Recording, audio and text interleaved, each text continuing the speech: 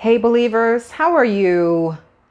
This is Coach Dionne, and I'm just checking in just to see how you guys are doing and see how you're feeling.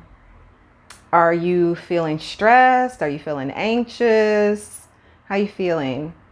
Because this is what I'm noticing all over the world. A lot of people, especially right now, are feeling anxious and they're feeling fear.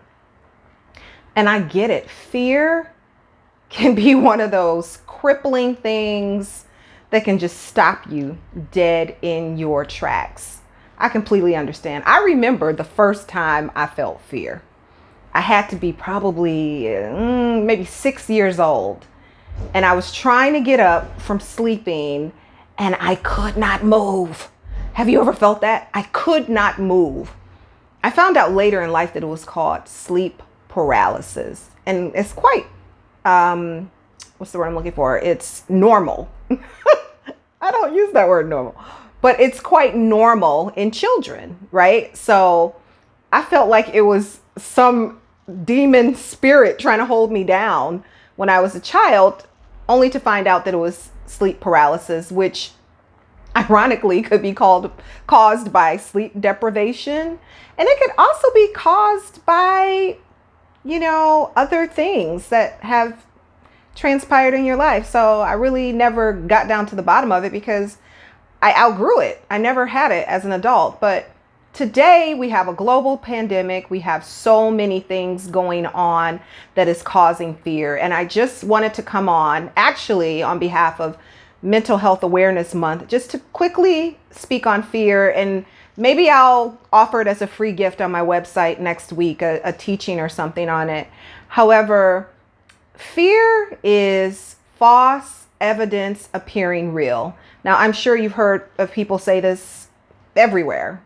Psychologists, therapists, fear is false evidence appearing real because fear oftentimes, once ruminating in it, will be definitely worse than you think that it is.